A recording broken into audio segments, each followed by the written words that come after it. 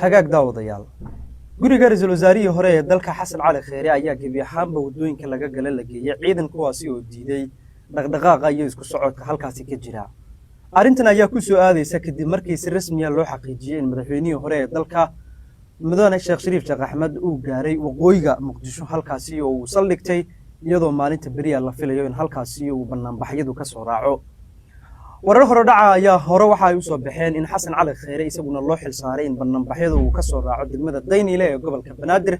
ayay wararka iyo xogaha hadda aan ka heleyna xaafadda Xasan Cali Kheyre ayaa xaqiijinaya in gebi ahaanba wadooyinka laga gala xaafadaasi la geeyay ciidamo hor leh mucaaradka Soomaaliya ayaa hore ugu heshiiyay maanta in gebi ahaanba la isqeybiyo si aanay u dhicin in xabsi guri laga wada dhigo iyagoo waxayndaabkan ee laboorka iyo jasiiro ku xayndaaban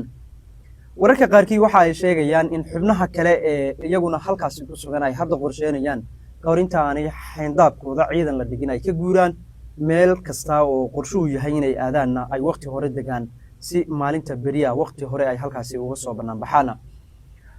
muqdisho waxaa beritoole ka dhici doona banaanbax aan la isku wada raacsanayn iyadoo dowladda federaalka Soomaaliya ay shacabka uga digtay inay aadaan banaanbax ay ku sheegtay in rag dana shakhsiya leh ay soo abaabulayaan